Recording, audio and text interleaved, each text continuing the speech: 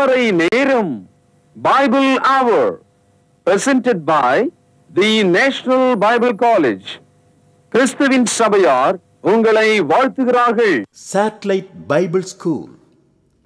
பரிசுத்த ஆண்டவர் இயேசு கிறிஸ்துவின் இனிய நாமத்திலே திருமறை நேர உறவுகளை வாழ்த்தி வான்வழி வேத வகுப்புக்கு அன்போடு கூட வரவேற்கிறேன்.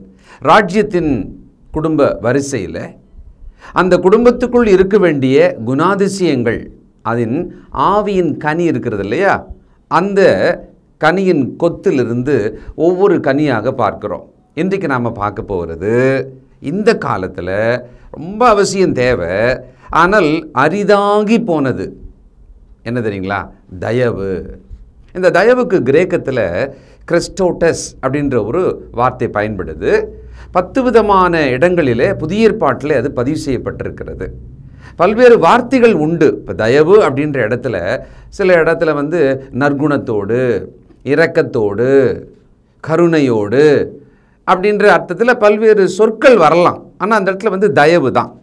இப்போ தயவு அப்படின்னா என்ன அப்படின்னு ஒரு கேள்வி கேட்டால், நீதிமொழிகள் 19ஆம் அதிகாரம் 22வது வசனம், நன்மை செய்ய மனுஷன் கொண்டிருக்கும் ஆசையே தயை. நன்மை செய்ய மனுஷன் கொண்டிருக்கும் ஆசையே தயை அல்லது தயவு. இன்றைக்கு நம்முடைய குடும்பத்துக்குள்ளே, அந்த குடும்பம் என்று சொன்னால் அந்த சின்ன குடும்ப உறவுகளாகிய 4 பேரோ 3 பேரோ 5 பேரோன்னு வச்சுக்கோங்களேன், அந்த குடும்பத்துக்குள்ளே தயவாக நாம் எப்படி நடக்கிறோம்? இந்த தயவு என்பது பல கோணங்களிலே அதை நாம் வெளிப்படுத்தலாம். பேச்சில், செய்கையில், நாம் அவர்களோடு இருப்பதில், இப்படியெல்லாம் நம்ம வெளிப்படுத்தலாம். ஆனால் இன்றைக்கி நீங்கள் நல்லா பார்த்தீங்கன்னா, நம்ம குடும்பத்தை கவனித்து பார்த்தீங்கன்னா, இந்த தயவாக நடப்பது, தயவாக பேசுவது, ஒருத்தர் மேலே தயவாக மனதுருகுவது, தயவுள்ள இருதயத்தோடு கூட உதவி செய்வது, இதெல்லாம் ரொம்ப குறைஞ்சி போச்சு. அவங்கவுங்க வேலையை பார்த்துக்கிட்டு போங்க, தொந்தரவு பண்ணாமல் இருந்தால் சரி அப்படின்ற அளவுக்கு ரொம்ப வருஷத்துக்கு முன்னாலே நம்மலாம் வந்துட்டோம். அதனால் கிறிஸ்துவ குடும்பத்துக்குள்ளே இருக்க வேண்டிய ஆவியின் கனியாகி இந்த தயவு என்பது ரொம்ப அருகி போனது. நிறைய குடும்பங்களில் உறவுகளுக்கு நடுவில் இது இல்லாமலே போயிடுச்சு. நாம் ராஜ்யத்தின் குடும்பமாக அன்பின் குமாரனுடைய ராஜ்யத்துக்குள்ளே இருப்பதானால் நம்முடைய அடையாளத்தில் இதுவும் ஒன்று. கிறிஸ்தவர்கள் ரொம்ப தயவாக இருப்பாங்க, தயவுதாட்சண்யம் பார்ப்பாங்க, அதான் நமக்கு பேர் கிறிஸ்தவங்க. அப்படின்னா ஒருத்தர் ரொம்ப தயவாக இருக்கிறார், நடக்கிறார் அப்படின்றத யாராவது பார்த்தாங்கன்னா கிறிஸ்தவங்களாக இருப்பாங்கப்பா அப்படின்வாங்க. இன்றைக்கி அப்படி இல்லாமல் போச்சு. தயவுசெய்து அந்த கனியை நாம் மீண்டும் கொண்டு வர வேண்டும், மனம் திரும்ப வேண்டும். நாம் தயவில்லாமல் நடக்கிறோம், தயவில்லாமல் இப்போல்லாம் பேசுகிறோம், கொஞ்சம் கூட தயவில்லாமல் நம்முடைய செய்கைகள் போயிட்டே இருக்குது, நம்முடைய மனதில் இந்த தயவு குறைஞ்சிருக்கு இப்போல்லாம் அப்படின்றத நினச்சி நம்ம மனம் திரும்பி அதற்கேற்ற இந்த கனியை நாம் கொடுக்க வேண்டும். நம்ம மனசுக்குள்ள இந்த உறவுகளுக்கு நடுவில் இந்த உறவு நிலைத்து இருக்க வேண்டும். நீண்ட காலம் நம்முடைய உறவு வளர வேண்டும். ஒருவருக்கொருவர் இணக்கமாக இசைந்து நடக்க வேண்டும். ஒரு இசைவு, அந்த இசைவுக்குள்ள இருக்கிற பாதுகாப்பு, அன்பு, இவைகளெல்லாம் நமக்கு ரொம்ப முக்கியம் அப்படின்னு நினைக்கணும். முதல்ல வீட்டுக்குள்ளே இருக்கிற உறவுகளை உதறி தள்ளிவிட்டு வெளி உலகத்தில் இருக்கிற ஏதோ ஒரு நட்பு வட்டமோ தெரிந்தவர்கள் என்று சொல்லி அந்த மாதிரி தான் போக விரும்புகிறாங்க. அதில் அதிக பொறுப்பெடுத்துக்கணும்னு அவசியம் இல்லை. பார்த்தீங்களா, பேசணுமா பிடிக்கலாம் விட்டு இன்னொருத்தர்கிட்ட பேசிட்டு போயிட்டே இருக்கலாம், பழகிட்டு போயிட்டே இருக்கலாம். இந்த தலைமுறை அப்படி தான் போயிட்டே இருக்குன்றதை தயவுசெய்து நம்ம கவனிக்கணும். அன்பான தேவனுடைய பிள்ளைகளே, தேவ ராஜ்யத்துக்குள்ளே இருக்கும் குடும்பங்களே, நம்முடைய குடும்பத்துக்குள்ளே இந்த தயவு எப்படி இருக்கிறது? இப்போ இந்த அனுசரித்து போகிறதுன்னு ஒரு வார்த்தை சொல்லுவாங்க பார்த்தீங்களா? தயவுள்ள இருதயம் உள்ளவர்கள் தான் அவங்க அனுசரித்து போவாங்க. இல்லைன்னா எதிர்க்கிறது, கோவப்படுறது, எதுக்கத்தாலும் சண்டை போடுறது, சச்சரவோடவே எந்த ஒரு விஷயத்தையுமே டீல் பண்ணுறது, இப்படியே தான் இருப்பாங்க. இதுக்கு எதிராக சிலவற்றின் மீது நாம் கொஞ்சம் கவனமாக இருக்கணும். வெறுப்புணர்வு, சலிப்பு, கசப்பு, இவைகளெல்லாம் நமக்குள்ளே வச்சுக்கவே கூடாது. நம்ம உறவுக்கு நடுவில் அது இருக்கவே கூடாது. அப்படி வந்தால் கூட உடனே அதை தூக்கி போட்டுடணும். அந்த கசப்பான வேறு முளைக்கவே விடக்கூடாது. இந்த ஞாபகம், ஜாக்கிரதை நமக்கு வேணும். சரி, இப்போது தயவில்லாமல் இருப்பதற்கு சில சோதனைகள் நமக்கு வந்துடும். அது என்ன மாதிரி சோதனைன்னு சொன்னால், ஒருத்தர் கண்ணெதிர்க்க ஒரு தப்பு பண்ணுறாங்கன்னு வச்சுக்கோங்களேன். அந்த நேரத்தில் அதை கண்டிக்கணும், அதுக்காக தண்டிக்கணும், அதை உடனே கேட்கணும். இப்படி தான் நம்ம மனசு போகும்.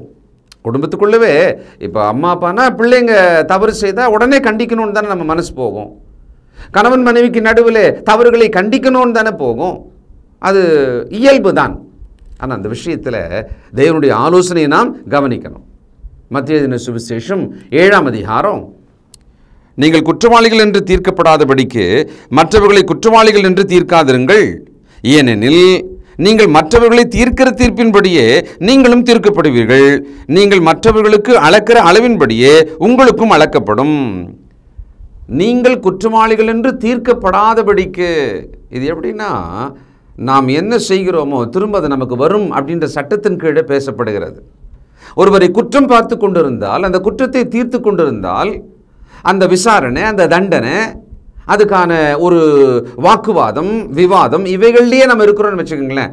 இது அப்படியே நமக்கும் வரும், நமக்கும் செய்யப்படும்ன்ற. அப்போ என்ன பண்ணணும்? குற்றம் நடக்காமல் இருக்குமா என்ன? நம்ம என்ன நினச்சிக்கிறோன்னா, நம்ம குற்றமே பண்ணுறதில்ல, அவங்க தான் குற்றம் பண்ணிகிட்டே இருக்காங்க, மற்றவங்க தான் தப்பு பண்ணிக்கிட்டே இருக்கிறாங்க, நான் தப்பெல்லாம் பண்ணுறதே கிடையாது அப்படின்னு நினச்சிக்கிட்டு தான் நான் என்ன பண்ணுறோம், மற்றவர்கள் மேலே அந்த குற்றத்தை பார்க்கிறோம். குறுகுறுன்னு பார்த்து அந்த குற்றத்தை கண்டுபிடிக்கிறதுலையே ரொம்ப கவனமாக சிலர் இருப்பாங்க. அவங்க அப்படி எதிர்பார்த்துக்கிட்டே இருப்பாங்க. இதோ வந்து பால் விழுந்துருன்ற மாதிரியே, இதோ தப்பு பண்ண போகிறான் பாரு, இப்போ அடுத்தது நான் என்ன பண்ண போகிறேன் அப்படின்ற மாதிரியே இருப்பாங்க. இன்றைக்கு பெற்றோர் பிள்ளைகளுக்கு நடுவில் ஒருவருக்கொருவர் இந்த தயவாக நடக்கிற ஒரு மனோபாவம், வார்த்தைகள், அந்த அணுகுமுறை இருக்கிறதா? ராஜ்யத்துக்குள்ளே, அன்பின் குமாரனுடைய ராஜ்யத்துக்குள்ளே நாம் இருக்கிறதானால் இந்த தயவு என்கிற குணமானது நமக்கு குடும்பத்துக்குள்ளே முக்கியமாக இருக்கணும். எந்த அளவினால் அளக்கிறீர்களோ அதே அளவினால் உங்களுக்கும் அளக்கப்படும்ன்றார். இது வந்து ஒரு ஸ்கேல், இது ஒரு சட்டம், இது தேவனுடைய நீதி. அப்போ நாம் குற்றத்தை பார்த்தா இப்போ என்ன தான் பண்ணுறது? அதை எப்படி அணுகணும், அதை எப்படி சொல்லணும், அதை எப்படி சரி செய்யணும் அப்படின்ற ஒரு நடைமுறை இருக்கிறது. அப்படி நம்ம செய்யணும். கனிவாக, தயவாக, கோபம் இல்லாமல், எரிச்சல் மூட்டாமல். இதெல்லாம் நமக்கு தெரியுது இல்லை? சில நேரங்களில் நம்ம ஒரு தப்பு பண்ணிட்டோன்னு வச்சுக்கோங்களேன், நம்மளை எப்படி அவங்க கேட்கணும்? நீங்கள் என்ன அப்படியே எடுத்த உடனே அப்படியே பட்டுன்னு கேட்டீங்க, கொஞ்சம் மெதுவாக கேட்டிருக்கலாம்ல. அப்போ நமக்கு தெரியுதா இல்லையா? நம்ம குற்றம் பண்ணோம்னா அதை எதிரில் இருக்கிற ஒருவர், ஒரு மேனேஜரோ, ஒரு அம்மா அப்பாவோ, அதிகாரியோ, ஒரு டீச்சரோ, அவங்க தயவாக நம்மக்கிட்ட நடந்திருக்கணும். நான் தப்பு தான் பண்ணிட்டேன், அதுக்குன்னு எடுத்தெறிஞ்சு இப்படி தான் சொல்லுவீங்களா? எடுத்தவொடனே பட்டுன்னு அடிச்சிருவீங்களா? எல்லாரும் எதற்கும் கேட்டுருவீங்களா? இப்போது இதெல்லாம் நமக்கு புரியுதே. ஆனால் மற்றவர்கள் தவறு செய்யும் பொழுது நாம் இது எதுவுமே நினைக்காமல் நடக்கிறோமே. அப்போ என்ன சொல்கிறாரு ஆண்டவர்? நீங்கள் பிறருடைய குற்றத்தை பார்த்த உடனே உங்கள் மைண்டில் அவங்க குற்றத்துக்கு முன்னால் இன்னொன்று ஞாபகம் வரணுன்றார். 3:4 நீ உன் கண்ணில் இருக்கிற உத்திரத்தை உணராமல் உன் சகோதரன் கண்ணில் இருக்கிற துரும்பை பார்க்கிறது என்ன? இதோ உன் கண்ணில் உத்திரம் இருக்கையில் உன் சகோதரன் நோக்கி நான் உன் கண்ணில் இருக்கும் துரும்பை எடுத்து போடட்டும் என்று சொல்வதெப்படி? மாயக்காரனே, முன்பு உன் கண்ணில் இருக்கிற உத்திரத்தை எடுத்து போடு, பின்பு உன் சகோதரன் கண்ணில் இருக்கிற துரும்பை எடுத்து போட வகை பார்ப்பாய். மாயக்காரனே அப்படின்றார். நம்முடைய தவறுகளை, நாம் இப்படி தான் தப்பு பண்ணுறவங்க தான், நம்ம இந்த மாதிரிலாம் தவறு செய்யக்கூடியவங்க தான், நம்ம இதை விட மோசமாலாம் செய்யக்கூடியவங்க தான், செஞ்சுருக்கிறோம் தான், அதெல்லாம் ஞாபகம் வச்சுக்கிட்டு இப்போ எதிரில் இருக்கிற ஒருவர் செய்த குற்றத்தை எப்படி அணுகுவது, அதை எப்படி அவர்களுக்கு சுட்டி காட்டுவது இல்லையா? அம்மா மாருங்க பிள்ளைங்களோட தவறுகளை ஓயாமல் நச்சரிப்பதை போல பேசி எரிச்சல் மூட்டி, கோபம் மூட்டி, அதுக்கப்புறமா பிள்ளைகள் அம்மா வாயை திறந்தாலே அதை காதை அடைச்சிக்கிட்டு போகிற மாதிரி பண்ணி விட்டுறாங்க. அம்மா அன்பினால தான் செய்கிறாங்க, நம்மளை விட அந்த பிள்ளை நல்லா இருக்கணும், 4 பேர் தப்பாக பேசிடக்கூடாது, எங்கேயும் போயிட்டு இந்த மாதிரி தப்பாலாம் நடந்துடக்கூடாதுன்னு தான் வீட்டில் அந்த மாதிரி செய்கிறாங்க. ஆனாலும் அந்த அம்மாவே எப்படி தயவாக நடக்கணும் அப்படின்ற ஒரு விஷயத்தை கற்றுக்கொண்டால் இன்னும் அதை ஆக்கப்பூர்வமாக அணுகலாம். என்னை கிறிஸ்தவ குடும்பங்களுக்குள்ளே தயவு என்கிற குணம் குறைந்திருக்கிறது. ஆமாம் அப்படின்னு நமக்கே புரியுதே. அப்போ பெற்றோர் பிள்ளைகள் விஷயத்தில் முதல்ல நாம் கவனிக்கிறதா இருந்தால் அதிகமான கண்டிப்பு, கடினமாகவே நடக்கிறது, கடின சொற்கள் இல்லையா?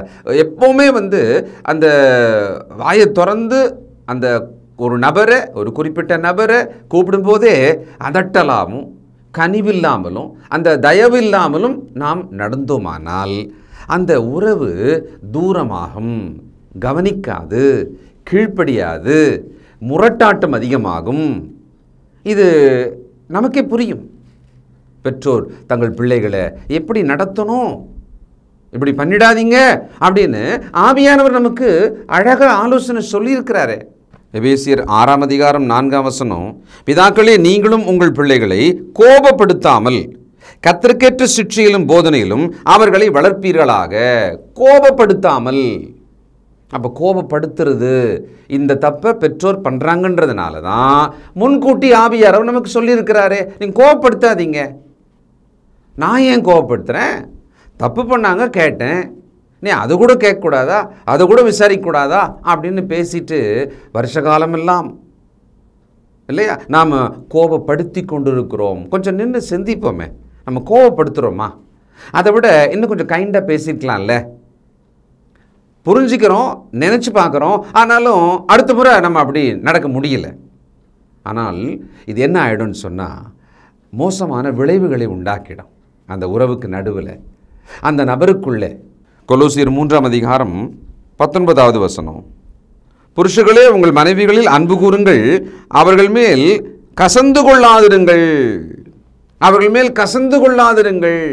அப்போது புருஷன் மனைவியின் மீது செய்யும் தவறு, இதை செய்வதனாலே தான், செய்யக்கூடியதுனாலே தான் ஆவியானவர் முன்கூட்டி சொல்லிடுறார், கசந்துக்காதீங்க.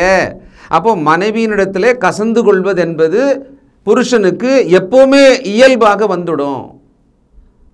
அது எப்பவுமே அப்படி செய்வாங்க. அதனால தான் சொல்கிறார், பெற்றோர் பிள்ளைகளை கோவப்படுத்திக்கிட்டே இருப்பாங்க, எரிச்சல் மூட்டிக்கிட்டே இருப்பாங்கன்றதுனால தான் அந்த ஆலோசனையை சொல்கிறார் நமக்கு. தயவுசெய்து கிறிஸ்தவ குடும்பத்துக்குள்ள இருக்கிற பெற்றோர், ஒரு தாய், ஒரு தகப்பன் கவனிக்கணும். நம்ம தயவாக நடக்கணும். தயவாக நடந்து சாதிக்கலாம், கொடூரமாக நடந்து சாதிக்க முடியாது. அதோட விளைவு மிக மோசமாகத்தான் இருக்கும். இதை நாம் விளங்கி, இதை உணர்ந்து, கர்த்தருடைய வார்த்தை சொன்னதுனாலேயே இதை நாம் ரொம்ப ஜாக்கிரதையாக மனதில் வைத்துக்கொண்டு நடக்க வேண்டி இருக்கிறது. சில நேரங்களில் ஒப்பீனியன் சொல்லுவாங்க இல்லையா, தங்கள் கருத்துக்களை சொல்லுவாங்க. அது வேறுபடும்.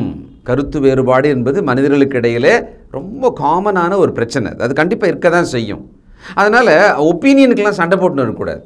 ஒப்பீனியன் சொன்னால் அதை காதில் வாங்கிட்டு தயவாக அந்த விஷயத்தில் அவர்களுக்கு இடம் கொடுத்து, அல்லது கொஞ்சம் நேரம் கழித்து நான் இப்படி நினைக்கிறேன், நீங்கள் சொன்னதை நான் கவனிக்கிறேன், அது ஒரு பக்கம் நல்லா தான் தெரியுது, ஆனால் இப்படி யோசனை பண்ணி பாருங்களேன் அப்படின்னு அந்த நிதானத்தோடு நடக்க வேண்டியிருக்கிறது. அடுத்தது, பிறருக்கு நன்மை செய்யும் ஒரு மனம் எப்போவுமே நமக்கு இருக்கணும். ஏன்னா தயை அப்படின்னா என்ன, தயவு அப்படின்னா என்ன, நன்மை செய்ய வேண்டும் என்று இருக்கிற ஆசை தானே. நான் எங்கள் அக்காவுக்கு நல்லது பண்ணணும், என் தம்பிக்கு நல்லது பண்ணணும், எங்கள் அண்ணனுக்கு நான் நல்லது தான் பண்ணணும், பெற்றோர் பிள்ளைகளுக்கு நல்லது தான் பண்ணணும்னு நினைப்பாங்க. ஆனால் அணுகுமுறை பிரச்சனை, தயவில்லாத கனிவில்லாத நடக்கும்போது தான் அந்த இடத்துல ஒரு பெரிய இடைவெளி வருகிறது. நல்லா தெரியுது, ஆனாலும் இது என்ன பண்ணுறதுன்னு தெரியலையே அப்படின்னு கூட நம்ம யோசிப்போம் இல்லையா? அதற்கு ஒரு தீர்வு தான் நம்முடைய இருதயத்தை தயவாக வைத்துக்கொள்வது, தயவாக நடப்பது. ஏற்கனவே சொன்ன மாதிரி இந்த தயவாக இருக்கணுன்ற விஷயத்தில் நம் வார்த்தைகளிலே தயவாக இருக்கலாம் அப்படின்றத முதல்ல ஒரு ப்ராக்டிஸ் பண்ணுவோமே. ஒரு டைம் எடுத்து ஒரு 10 நாளைக்கு வார்த்தை பேசும்போது கனிவும் தயவுமாக நான் பேசுவேன். ஏன்னா நாம் அது இல்லாமல் பண்ணிட்டோன்னு வச்சுக்கோங்களேன், நம்முடைய வார்த்தைகள் ஓயாமல் பேசிக்கிட்டே இருக்கிறோம், அதில் அந்த தயவுன்ற ஒரு குணம் இல்லைன்னு வச்சுக்கோங்களேன், அது வீண் வார்த்தையாக இருக்கும், பிரயோஜனம் இல்லாமல் இருக்கும். அடுத்தது ஒரு சுட்டி காட்டும் போதோ அல்லது ஒரு அபிப்பிராயத்தை பற்றி பேசும்போதோ விவாதிக்கும் போதோ குற்றம் சாட்டுதலாக அவங்க மனசை புண்படுத்துறதாகவே எப்பவுமே நம்ம பண்ணி விட்டுருவோம். அவங்க பேசினாலே மனசு கஷ்டமாயிடும்பா, அவங்க யார்கிட்ட பேசினாலும் அவங்க எல்லாரையுமே மனசை புண்படுத்திடுவாங்க, அந்த மாதிரி சிலர் இருக்கிறாங்க. ஏன்னா அவங்கக்கிட்ட இந்த தயவு என்கிற வார்த்தைகள் இல்லை. யாக்கோபு 3:10 துதித்தலும் சபித்தலும் ஒரே வாயிலிருந்து புறப்படுகிறது, என் சகோதரரே இப்படி இருக்கலாகாது. பாராட்டுதலும் சபித்தலும் சமமாக செய்து கொண்டிருக்கிறோமா? சில வீடுகளிலே சபித்தல் அதிகமாக இருக்கிறது, பாராட்டுதல் ரொம்ப கொஞ்சமாக இருக்கிறது. பொதுவாகவே அப்படி இருக்குன்னு தான் நான் நினைக்கிறேன்.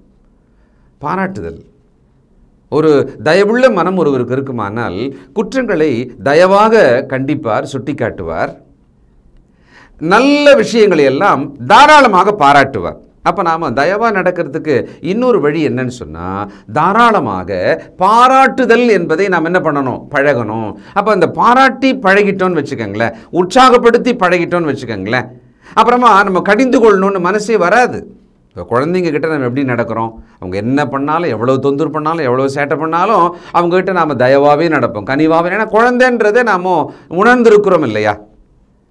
அதே போல நாம் வளர்ந்தவர்கள் கூட ஒருவருக்கொருவர் தயவாகவும் இணக்கமாகவும் கனிவாகவும் பேசணும். கொலோசியர் 4:6 அவனவனுக்கு இன்னென்னபடி உத்தரவு சொல்ல வேண்டும் என்று நீங்கள் அறியும்படிக்கு உங்கள் வசனம் அல்லது உங்கள் வார்த்தைகள் எப்பொழுதும் கிருபை பொருந்தினதாயும் உப்பால் சாரமேறினதாயும் இருப்பதாக. வீண் வார்த்தைகள் இல்லாமல், ஓயாமல் வீணான வார்த்தைகளை, தேவையில்லாத வார்த்தைகளை ஒரு முறை கண்டிச்சிட்ட பிறகு அதை விடாமல் 10 முறை கண்டிச்சிக்கிட்டே இருந்தால் எப்படி இருக்கும்? மற்றதெல்லாம் வீணாக போயிடும், ஒன்று தான் கரெக்டாக இருந்திருக்கும். அந்த மாதிரி நாம் குடும்பங்களுக்குள்ளே செய்கிறோம். நமக்கு கீழ் வேலை செய்யும் நபர்களிடத்தில் நாம் செய்கிறோம். அது ஏதோ ஒரு மனநோய் போல மாறிவிடுகிறது, பழக்கமாக மாறிவிடுகிறது. பாருங்கள் எப்படி சொல்கிறாரு, நம்ம ஒருத்தர்கிட்ட பேசணுன்னா அந்த வார்த்தைகள் எப்படி இருக்கணுமா? கிருபை பொருந்தினதாயும் உப்பால் சாரமேறினதாயும் இருக்கணுமா. உப்பு போட்டோம்னா அந்த பொருள் கெட்டு போகாது. அப்போ நம்ம வார்த்தையை பேசணும்னா எதிரில் இருக்கிற மனம் கெட்டு போகக்கூடாது. எபேசியர் 4:29 கெட்ட வார்த்தை ஒன்றும் உங்கள் வாயிலிருந்து புறப்பட வேண்டாம், பக்தி விருத்திக்கு ஏதுவான நல்ல வார்த்தை உண்டானால் அதையே கேட்கிறவர்களுக்கு பிரயோஜனம் உண்டாகும்படி பேசுங்கள். கேட்கிறவர்களுக்கு பிரயோஜனம் உண்டாகும்படி கெட்ட வார்த்தை வேணாம். தயவில்லாதவர்கள் கெட்ட வார்த்தை பேசிக்கிட்டே தான் இருப்பாங்க, எடுத்தடுப்பிலே கெட்ட வார்த்தையாக பேசுவாங்க. கேட்கிறவர்கள் வெறுப்பு அடையும்படியாக, கோபம் அடையும்படியாக, எரிச்சல் அடையும்படியாக அவர்கள் பேசுவார்கள். ஆனால் கிருபை பொருந்தின வார்த்தைகள், அது ஒரு தயவு இருக்கும் அதுக்குள்ள. இதை தான் நாம் குடும்பமாக முதல்ல ப்ராக்டிஸ் பண்ணணும். குடும்பமாக நம்ம குடும்பத்துக்குள்ளே அது இருக்கணும். எல்லாருமே மிக வேகமாக பந்தை வீசி எறிகிறதை போல பேசி கொண்டிருக்கிறோம். இந்த பிள்ளைங்கள்லாம் விளையாடுவாங்க, நானும் விளையாடிருக்கேன் சின்ன வயசில். அந்த பந்தை எடுத்து முதுகில் அடிக்கிறது. அவங்க முதுகு காட்டாமல் அவங்க இருப்பாங்க, ஓடுவாங்க. ஆனால் அந்த முதுகில் இந்த பந்தை அடிச்சிடணும், அவங்க தோற்றுருவாங்க. அந்த மாதிரி வேகமாக தேடி தேடி சமயம் பார்த்து வார்த்தைகளால், கடினமான வார்த்தைகளால், தயவில்லாத வார்த்தைகளால் திட்டிக் கொண்டும் சண்டை போட்டுக்கொண்டும் நாம் நம்முடைய குடும்பங்களுக்குள்ளே இருக்கிறோம்.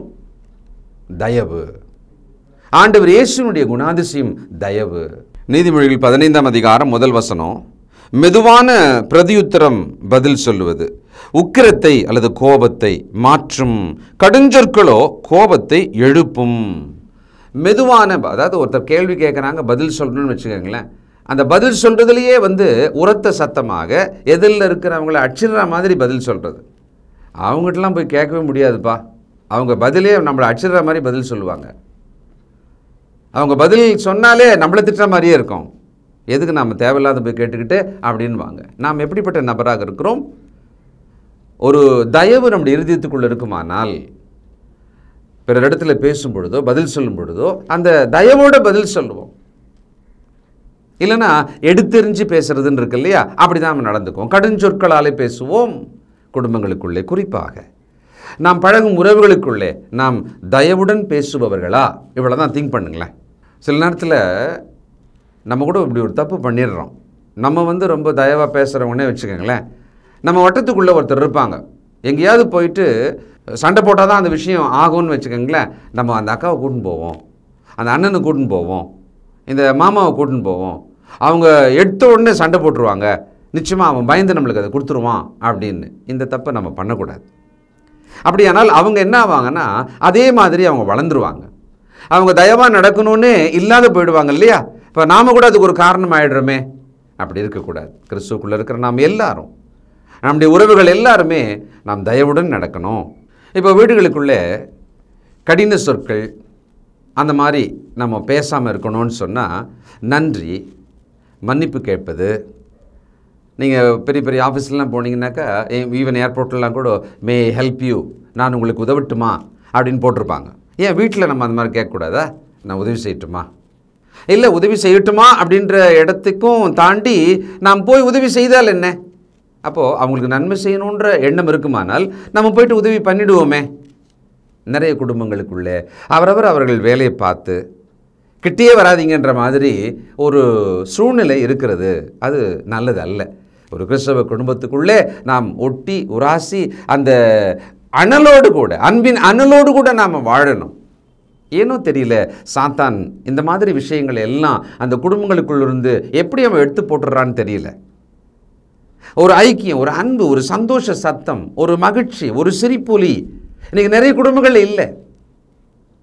காட்சிகளை பார்த்து, கேலி பரியாசங்களை பார்த்து சிரிச்சா உண்டு. ஒருவருக்கொருவர் பேசி மகிழ்ச்சியோடு இருப்பது என்பது ரொம்ப குறைந்த காலத்தில் நாம் இருக்கிறோம். நம்முடைய குடும்பத்தை பற்றி யோசிங்க. நம்ம எப்படி இருக்கிறோம், எந்த விஷயத்தில் நாம் தவறு செய்கிறோம், அதில் குறிப்பாக இந்த தயவில்லாமல் நாம் நடந்து கொள்கிறோமா என்றால் நிச்சயம் ஆம் என்று வெவ்வேறு அளவில் வேணாலும் இருக்கலாம். ஆனால் நாம் இதை இந்த காலத்தில் சிந்திச்சாகணும். பாராட்டுதல், நான் ஏற்கனவே சொன்னேன் பார்த்தீங்களா, பாராட்டுதலை ஒரு பழக்கமாகவே வச்சுக்கணும். சின்ன சின்ன விஷயங்களுக்கெல்லாம் ஒருவர் பாராட்டி கொள்ளணும். அவளுக்குரிய புகழ்ச்சி, அவளுக்குரிய கனத்தை கொடுக்கணும். தயவுள்ள மனம் உள்ளவர்கள் தான் இதெல்லாம் செய்வாங்க. இல்லைனா செய்யவே மாட்டாங்க, அமைதியாக இருப்பாங்க. மனசுக்குள்ளே நான் பாராட்டிக்குவேன், நான் சொல்ல மாட்டேன் அப்படின்வாங்க. அதுக்கு எதுக்கு? அடுத்தது நம்ம சிறிய பரிசுகளை கூட என்ன பண்ணலாம், ஒருவருக்கொருவர் கொடுக்கலாம். ஒரு சின்ன விஷயம் அவங்க செய்கிறாங்களா, ஒரு அச்சீவ் பண்ணுறாங்களா, அதுக்கான ஒரு பரிசை நாம் கொடுத்து பழகலாம். ரொம்ப சின்ன செலவு தான் அதெல்லாம். என்னென்னா அந்த கவனம், அந்த அன்பு, அதை நம்ம பரிமாறணும். பார்த்தீங்களா, தயவுள்ள இருதயம் உள்ளவர்கள் இதை செய்வார்கள். மற்றவர்களுக்கு நல்லது நினைக்கணும் அப்படின்னா சின்ன விஷயத்தில் கூட நினைப்பாங்க, ரொம்ப பெருசாக தான் இல்லை. ஒரு சம்பவம் பழைய ஏற்பாட்டு காலத்தில் எரேமியா தீர்க்கதரிசியின் வாழ்வில் நடந்த ஒரு சம்பவம் பாருங்கள். எரேமியா 38ஆம் அதிகாரம் 7ஆம் வசனம். அவர்கள் எரேமியாவை துறவிலே போட்டதை ராஜாவின் அரமனையில் இருந்த எத்தியோப்பியனாகிய எபெத்மெலேக் என்னும் ஒரு பிரதானி கேள்விப்பட்டான். ராஜாவோ பென்னிமின் வாசல்ல உட்கார்ந்திருந்தான். இப்போ இந்த எபெத்மெலேக் என்கிற ஒரு பிரதானி நேராக போய் ராஜா கிட்ட சொல்கிறாரு, ஐயா, எரேமியாவை இந்த மாதிரி பண்ணுறாங்க, கொடுமை பண்ணுறாங்க, அவரை ஒரு உளையான ஒரு கிணத்துக்குள்ளே போட்டாங்க, அவர் அமிழ்ந்து செத்துருவார், இன்னொன்று அவருக்கு சாப்பாடு தண்ணி இல்லாமல் இருக்கிறாரு, இவ்வளோ தூரத்துக்கு அந்த தீர்க்கதரிசியை கஷ்டப்படுத்துகிறாங்க அப்படின்னு உடனே ஒரு 30 பேரை கூட்டிகிட்டு போப்பா, நீ போய் காப்பாத்திரு அப்படின்னு சொல்லி ராஜா உத்தரவு கொடுக்குறார். உடனே இவர் போகிறாரு. அவரை காப்பாற்றுவதற்காக அவர் எப்படி அந்த செயலை செய்தார் பாருங்களேன். அந்த நன்மை செய்ய வேண்டும் என்கிற தயை எந்த அளவுக்கு உணர்வுபூர்வமாக இருந்ததுன்றத ஒரு காட்சி நமக்கு காண்பிக்கும். 11ஆம் வசனம்.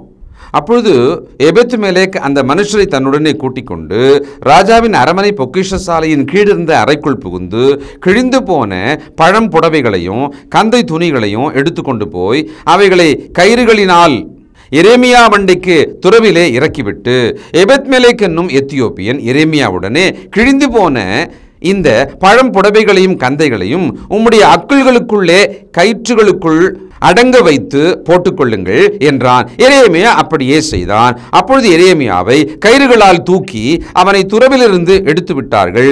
எரேமியா காவல்சாலையின் முற்றத்தில் இருந்தான். கந்தை துணிகளையும் கயிறுகளையும் எடுத்துன்னு போறாங்களாம். என்ன ஞானமாக அந்த இடத்துல அந்த மனுஷன் நடந்திருக்கிறார். அதில் குறிப்பாக அவரோட அந்த கைண்ட்னஸ், அந்த தயவு தெரிகிறது.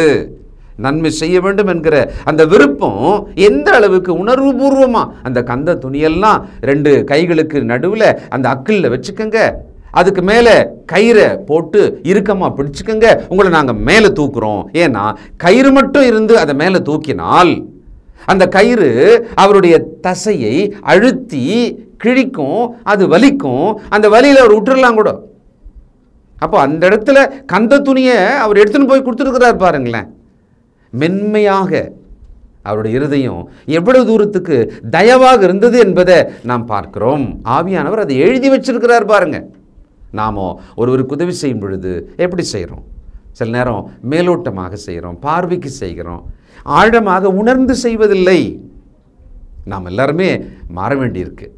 ஆகவே இந்த தயவை நம்முடைய குடும்பங்களுக்குள்ளே பிராக்டிஸ் பண்ணுறதுக்காக முதல்ல வார்த்தை என்ன? கனிவான வார்த்தை, பாராட்டுதலான வார்த்தைகள். அடுத்தது ஒரு குற்றத்தை சுட்டி காட்டுறதா இருந்தால் கூட அதை ரொம்ப அழகாக மென்மையாக சுட்டி காட்டுவது. இல்லை கத்தனா தான் கேட்பாங்க, ஏன்னா அப்படி நம்ம பழகி கொண்டு வந்து இந்த இடத்துல நிறுத்தி வச்சுருக்கோம். எல்லாருமே அப்படி கிடையாது. அவர்கள் அந்தந்த கடினங்களுக்கு ஏற்றாற் போல, கடினம் எப்படியாச்சு, கடினப்படுத்தப்பட்டார்கள், கோபம் மூட்டப்பட்டார்கள், எரிச்சல் மூட்டினார்கள், அதனால் அந்த லெவலுக்கு போகிறாங்க. அதனால் நாம் தயவாக நடக்கணும்னு சொன்னாலும் அந்த எதிரில் இருக்கிற இன்னொரு நபர் கூட அதை உணரணும், அதை புரிஞ்சிக்கணும். தயவாக சொல்லும் போதே கேட்டுக்கணும். கடினமாக ரொம்ப கொடூரமான ஒரு இடத்துக்கு போகணும் அப்படின்ற ஒரு தள்ளுதலை நம்மளே புஷ் பண்ணிடக்கூடாது. அப்படி பண்ணுவாங்க பிள்ளைங்க, அந்த மாதிரி பண்ணிடுவாங்க. ஆசிரியர்லாம் இன்றைக்கி ரொம்ப கஷ்டப்படுறாங்க பள்ளியில் இந்த பிள்ளைகளை மேய்க்கிறதுக்கு. அந்த பிள்ளைகள் பண்ணுற அட்டுழியை இன்றைக்கி ரொம்ப பெருசாக இருக்குது. ஆசிரியைகள், குறிப்பாக பெண்கள், ரொம்ப டயர்டாகிடுறாங்க. இன்றைக்கு நம்முடைய கிறிஸ்தவ குடும்பத்துக்குள் இருக்கிற பிள்ளைகளே, நீங்கள் உங்கள் ஆசிரியருக்கு எப்படி நடக்கிறீங்க? அவர்கள் உங்கள் மேல் எரிச்சலும் கோபமாக நடக்கிறாங்க அப்படின்னு ஒரு குற்றச்சாட்டு சொல்கிறீங்களே, அதுக்கேற்ற மாதிரி நீங்கள் நடக்கிறீங்களா இல்லையா? நீங்கள் தயவாக இருந்தால், நீங்கள் கீழ்ப்படிதலோ இருந்தால் அவங்க உங்கள்கிட்ட தயவாக இருப்பாங்க. ஏன்னா தேவன் எப்படி சொல்கிறாரு, தயவுள்ளவனுக்கு அவர் தயவுள்ளவர். அதனால தான் நம்ம முதல்ல மத்திய 7 நம்ம படித்தோம், எந்த அளவில் நீங்கள் அளக்கிறீர்களோ அந்த அளவினால் நீங்கள் அளக்கப்படுவீர்கள். ஆக நாம் தயவாக நடந்தால் பிறர் நமக்கு தயவாக நடப்பாங்க. நாம் அன்பாக நடந்தால் பிறர் அன்பாக நடப்பாங்க. நாம் இரக்கத்தோடு நடந்தால் பிறர் நமக்கு இரக்கம் காட்டுவாங்க. அப்படி தானே வசனம் சொல்லுது. அது சட்டம், அது பொய்யாகாது. ஆக கிறிஸ்தவ குடும்பத்துக்குள்ளே, அன்பின் குமாரனுடைய ராஜ்யத்துக்குள்ளே இருக்கும் நம்முடைய குடும்பங்களுக்குள்ளே குறிப்பாக நாமாவது ஒருவருக்கொருவர் தயவாயும் மன உருக்கமாயும் நடக்க நம்மை ஒப்பு கொடுக்க வேண்டும். நாம் இதில் சரியில்லை, நம்ம இதில் கம்மியாக இருக்கிறோன்றதை முதல்ல உணரலாம். பாராட்டுங்கள், பாராட்டி பழகுங்கள். அப்போ இந்த கோபமாக எரிச்சலாக பேசுறது குறைஞ்சிரும். சில நேரங்களில் அமைதியாக இருங்க, பொறுமையாக இருங்க. அவர்கள் சரியாவதற்கான கால அவகாசம் கொடுங்க. நம்முடைய அணுகுமுறையில் மாற்றம் தேவை. அது என்ன மாற்றம்? தயவு, பேச்சில், நடக்கையில். அடுத்தது நன்மை செய்யணும். இந்த ஆவல் நமக்கு வேணும், இந்த தேடல் நமக்கு வேணும். சந்தர்ப்பம் பார்த்து ஒவ்வொரு உறவுகளுக்குமே எந்த வகையில் நம்ம நன்மை செய்யலாம் அவங்களுக்கு அப்படி நினைச்சு செய்யணும். குடும்பத்துக்குள்ளே முதல்ல இதை செய்வோம். Charity begins at home, அப்படி தானே சொல்கிறாங்க. அப்போ இந்த தயவுள்ள நடக்கை குடும்பத்துக்குள்ளே தொடங்க வேண்டும். இங்கே இல்லை வெளியிலன்னு சொன்னால் மாயக்காரனேன்னு தான் நம்மளை தேவன் கூப்பிடுவார். வீட்டுக்குள்ளே கீரி பாம்பு மாதிரியே இருக்கிறது. வெளியில் போனால் அவங்கள மாதிரி ஒரு தயவான இரக்கமான ஆளே கிடையாதுன்னு சொல்லிட்டு எல்லாரும் பாராட்டுற மாதிரி எங்கே நடக்கிறது இல்லை, நடிக்கிறது. அப்போது வீட்டில் நாம் எப்படி இருக்கிறோமோ அதுதான் நம்ம உண்மையான ஆள், அதுதான் நம்முடைய உண்மையான குணாதிசயம். அதனால் நம்முடைய குடும்பங்களுக்குள்ளே தயவு நிரம்பி வழிய வேண்டும். தொடர்ந்து சிந்திப்போம், ஜெபம் செய்வோம். இரக்கமுள்ள பிதாவே, பரிசுத்தர் பரிசுத்தரே, அற்புதமான இந்த வேத வார்த்தையில் நாங்கள் அதிகமாக கவனிக்காத, எங்களுக்கு மிகவும் அவசியப்படுகிற இந்த தயவென்கிற குணத்தை பற்றி இந்த நாளில் எங்களுக்கு சுட்டி காண்பித்ததற்காக, போதித்ததற்காக, உணர்த்தியதற்காக நமக்கு ஸ்தோத்திரம். அப்பா, நாங்கள் இதில் மன்னிப்பு கேட்கிறோம், எங்களை மன்னியும். எங்கள் குடும்பங்களுக்குள்ளேயே நாங்கள் தயவற்றவர்களாக இருக்கிறோமே, எங்களை மன்னியும், எங்களை பலப்படுத்தும். நீர் எங்கள் மேல் தயவாயிருக்கிறீர், நீர் எங்கள் மேல் தயவாயிருக்க வேண்டும் என்று நாங்கள் வேண்டிக் கொள்கிறோம். ஆனால் பிறரிடம் நாங்கள் தயவாய் இருப்பதில்லை, பிறருக்கு நன்மை செய்வதிலே நாங்கள் குறைந்து விட்டோம். எங்களை மன்னியும் தகப்பனே. இனி அப்படி இல்லாமல் தயவுடன் எங்கள் குடும்பங்களுக்குள் நடக்க முதல்ல எங்களை ஒப்புக் கொடுக்குறோம்ப்பா. மற்றவர்களிடத்திலும் நடக்க எங்களை ஒப்புக் கொடுக்கிறோம். நீர் எங்களை வழிநடத்தும், ஆசீர்வதியும். இயேசு கிறிஸ்துவின் பரிசுத்த நாமத்தில் ஜெபிக்கிறோம் பிதாவே, ஆமென். தொடர்பு கொள்ள வேண்டிய முகவரி: திருமறை நேரம், 58 சர்ச் தெரு, குமரன் நகர், சென்னை 6,82,000. தொலைபேசி எண் 0442550082. செல்போன் 9385500882. கர்த்தாவே, தேவர்களில் உமக்குப்பானவர் யார்? வானத்திலும் பூமியிலும் உமக்குப்பானவர் யார்? உமக்குப்பானவர் யார்?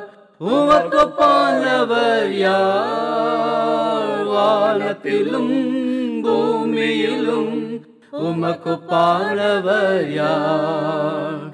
வானத்திலும் பூமியிலும் உமக்குப்பானவர் யார்?